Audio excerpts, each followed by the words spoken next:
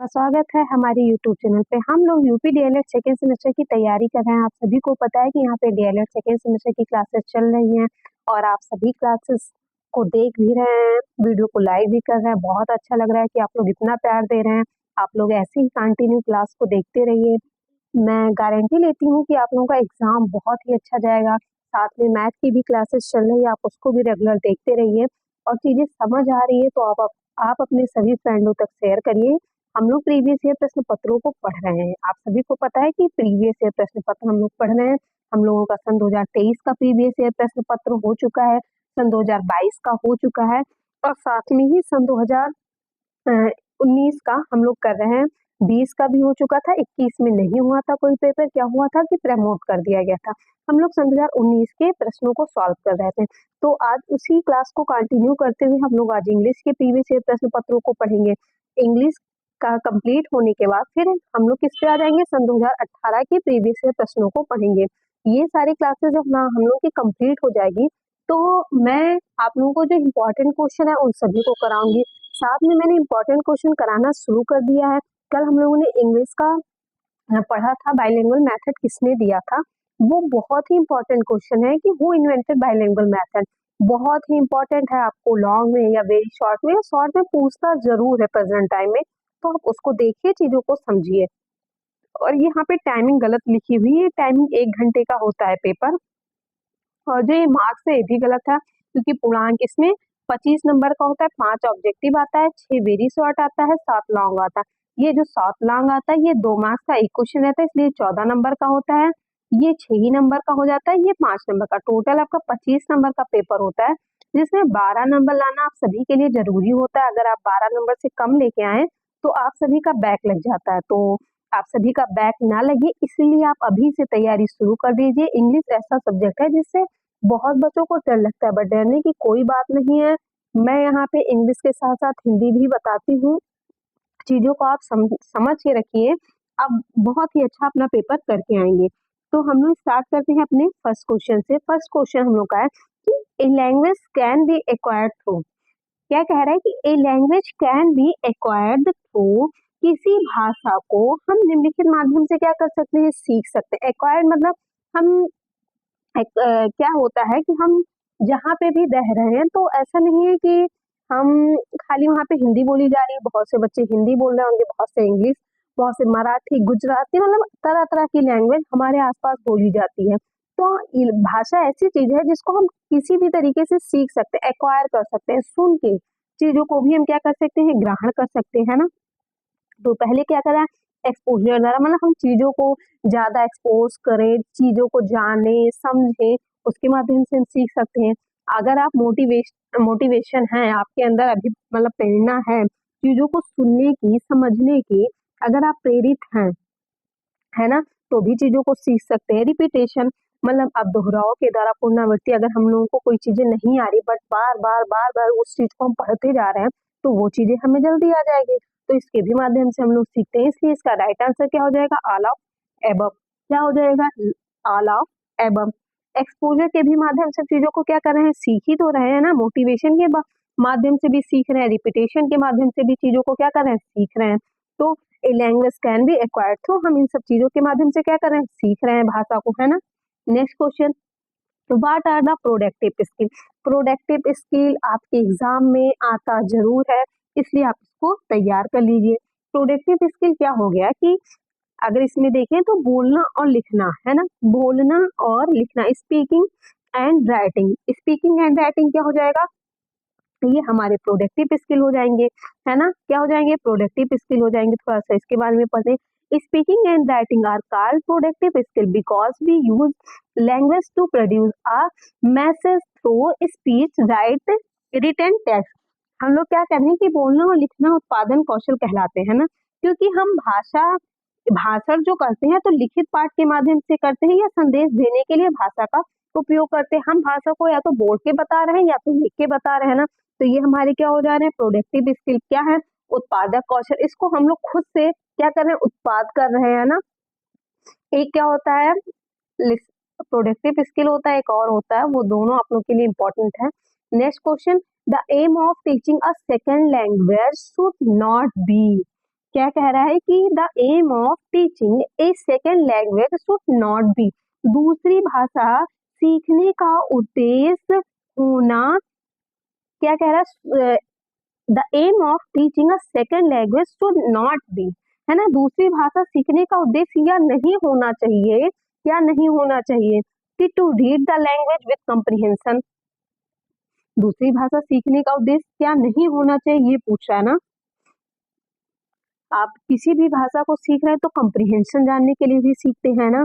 To read the language with comprehension, हम किसी चीज को भाई पढ़ सके, उसके अर्थ को समझ के, ये भी हम सेकंड मतलब कोई भी सेकंड लैंग्वेज सीख रहे हैं इसीलिए सीख रहे हैं ना। अगर हमको इंग्लिश आ रही है और हिंदी नहीं आ रही है तो हम उसका कॉम्प्रिहेंशन कैसे कर पाएंगे, हमें हिंदी इंग्लिश दोनों लैंग्वेज आ रही है तभी तो मैं इसका अर्थ बता पा रही हूँ, नहीं ये बात तो सही है। लेकिन क्या कह रहा है कि the aim of teaching second language should not be, है ना, दूसरी भाषा सीखते समय हमें क्या नहीं करना चाहिए, to forget the mother tongue, to forget the mother tongue, हमें अपनी मातृभाषा को नहीं भूलना चाहिए, क्या नहीं भूलना चाहिए, हमें अपनी मातृभाषा को नहीं भूलना चाहिए, दूसरी भाषा सीखने का उद्देश्य यह नहीं होना चाहिए कि आप मातृभाषा को ही भूल जाएं। Next question, which composite provide student with free thinking, है ना, क्या है कि which composition provides student with free thinking, कौन सी ऐसी रचना है जो छात्रों को निःशुल्क प्रदान करती है, मतलब कौन सी ऐसी रचना है जो छात्रों को निःशुल्क प्रदान करती है, writing comprehension, composition, oral composition, guide composition या free composition.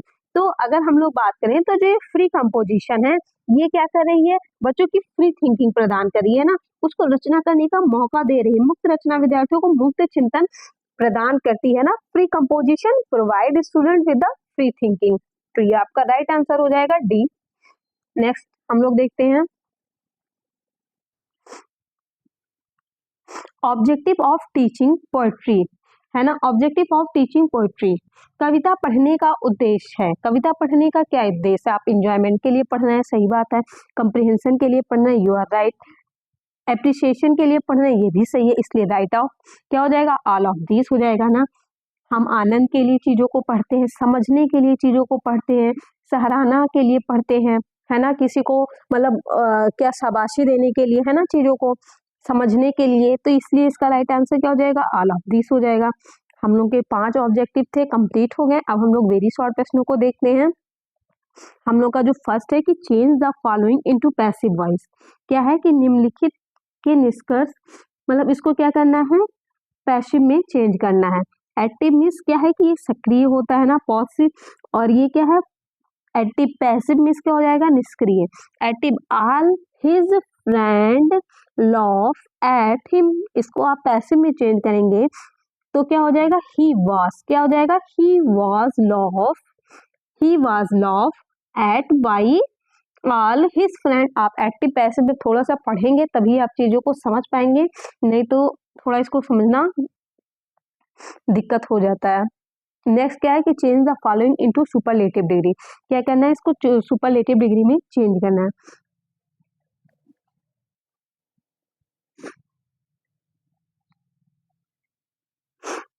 Lead is heavy, heavier than all other metals, क्या है कि lead is heavy, heavier than all other metals, क्या है कि सीसा अन्य सभी धातुओं से क्या है, भारी है। ये सेंटेंस इन सुपरलेटिव डिग्री में है, इसको हमें चेंज करना है ना कंपैरेटिव डिग्री में, तो हम क्या कर देंगे, lead is the heaviest of the all other material हो जाएगा, सीसा अन्य सभी धातुओं से भारी है। नेक्स्ट क्या है कि point out the adjective in the following sentence, ये आपको सेंटेंस दिया है, इसमें आपको एडजेक्टिव ढूंढना है ना। एडजेक्टिव मीन्स क्या होता है, विशेषण होता है। There has not been sufficient rain this year, मतलब क्या हुआ था कि इस वर्ष पर्याप्त वर्षा नहीं हुई थी, तो एडजेक्टिव इसमें विशेषण क्या हो जाएगा, सफिशिएंट हो जाएगा, क्या हो जाएगा, सफिशिएंट हो जाएगा। Next question, right one word of the following expression, मतलब इसमें क्या है, वन वर्ड का उत्तर बताना है जो एक शब्द होते हैं हिंदी में। One who know many loaf, जो क्या होता है वह लॉफ नहीं है, सॉरी ध्यान से मैंने देखा नहीं, लैंग्वेज है। One who know many language, जो बहुत सी भाषाओं को क्या कर रहा है, जानता है ना, वह जो कई भाषाओं को जानता है उसे हम लोग क्या कहेंगे, ए पॉलीजेट, बहुभाषिक हो जाएगा, ए पॉलीगेट। नेक्स्ट क्वेश्चन क्या है, complete the following sentence, I will see you, यहाँ पे कहीं भी टाइम दिया हुआ है सी यू, तो यहाँ पे क्या हो जाएगा, एट है ना, यही तो एट ही तो लगाते हैं ना, I will see you at 4:15 PM। Next question, change the following into past perfect tense, you are speaking someone, है ना, निम्नलिखित में से कोई भूतकाल में क्या है, इसको बदलना है। You were speaking to someone in past tense है, इसको परफेक्ट में आप कैसे चेंज करेंगे, तो you had spoken to someone हो जाएगा। नेक्स्ट,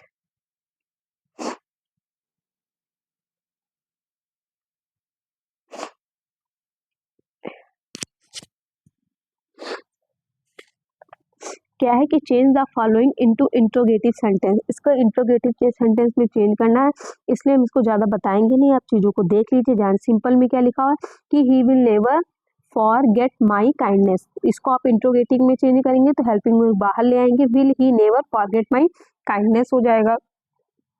देखिए इसमें क्या करना है, करेक्ट द फॉलोइंग, इनकरेक्ट लिखा है, इसको करेक्ट करना है। We dispute about the matter yesterday, तो यहाँ पे क्या हो जाएगा, we dispute the matter yesterday, about की जगह पे हमने क्या, इसका अगर हिंदी जाने तो क्या हो जाएगा, वी का हम हो जाता है ना, हमने कल इस मामले पे चर्चा की थी, गलत लिखा हुआ है, हमने कल इस मामले पर चर्चा, हमने कल इस मामले पर चर्चा की थी, ऐसा होगा। John is tired in doing this work, by doing this work John become tired, यह काम करते करते क्या हुआ, जॉन थक गया, देख लीजिएगा इसको आप। Next, define the adjective with example, क्या करना है कि उदाहरण से विशेषण की क्या परिभाषा बताना है। An adjective is word that modify और डिस्क्राइब नाउन प्रोनाउन, क्या कर रहा है कि विशेषण वह शब्द है जो संज्ञा और सर्वनाम को संशोधित करता है या वर्णित करता है। एग्जाम्पल में क्या हो जाएगा, हॉली, हॉनेस्टी, टेस्टी, हग, हाई, लकी, ये सब क्या है इसके उदाहरण, मतलब पवित्रता, ईमानदारी, चिड़चिड़ा, मतलब कोई कैसा है उसके गुण को क्या कर रहा है, बता रहा है। Next question, complete the spelling of the following word, यहाँ पे बी क्या हो जाएगा, BELIVE, ब्लीव हो जाएगा, यहाँ पे स्ट्राइक हो जाएगा, क्या हो जाएगा, ब्लीव और स्ट्राइक। ब्लीव मीन्स क्या होता है, विश्वास होता है, स्ट्राइक मीन्स क्या होता है, हड़ताल होता है। Next question, write a letter your friend inviting him to attend our sister marriage, तो आप इसको देख लीजिएगा, यहाँ पे एड्रेस होता है, फिर सिटी होता है, फिर डेट होता है, फिर माय डियर राधा, मतलब जिसके लिए भी आप लिख रहे हैं तो आप उसका नाम लिख दीजिए। इन्होंने लिखा है तो उन्होंने लिख दिया है कि my dear Radha, I am fine, I hope some from you, आप इसको देख लीजिएगा, इसको बताने की जरूरत नहीं है। चेंज द फॉलोइंग, ये इनडायरेक्ट स्पीच भी आप देख लीजिएगा। नेक्स्ट क्या है, right the sentence one of the following pollution and the value of health, आप इस पे क्या होता है कि एनी वन ऑफ द, मतलब दो चीजें दी हुई है, पॉल्यूशन और क्या लिखा है, द वैल्यू ऑफ हेल्थ, इसके बारे में थोड़ा सा आपको लिखना है, आप चाहें तो पॉल्यूशन पे लिख दीजिए, आप चाहें तो द वैल्यू ऑफ हेल्थ पे लिख सकते हैं। अगर आपको वीडियो अच्छा लग रहा है तो प्लीज़ वीडियो को लाइक शेयर सब्सक्राइब जरूर कर लें। हम लोगों ने आज सन 2019 के प्रीवियस ईयर प्रश्न पत्रों को देखा है, कल से हम लोग की सन 2018 के प्रीवियस ईयर प्रश्न पत्रों को स्टार्ट करेंगे। और अगर आप हमारे चैनल पर नए हैं तो प्लीज़ वीडियो को लाइक शेयर सब्सक्राइब जरूर करें और बेल आइकन दबा लीजिए, जिससे आपको क्लास की नोटिफिकेशन मिल जाएगी। और आप हमारे टेलीग्राम चैनल से भी जुड़ जाइए, क्योंकि आपको क्लास का PDF वहाँ पे मिलता है। मिलती हूँ आपसे नेक्स्ट वीडियो में, धन्यवाद।